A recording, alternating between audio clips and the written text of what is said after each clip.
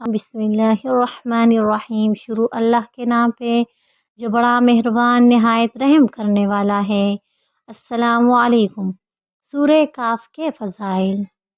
جمعے کے دن صبح سے شام تک جس وقت ممکن ہو سورہ کاف ایک مرتبہ پڑھنی چاہیے۔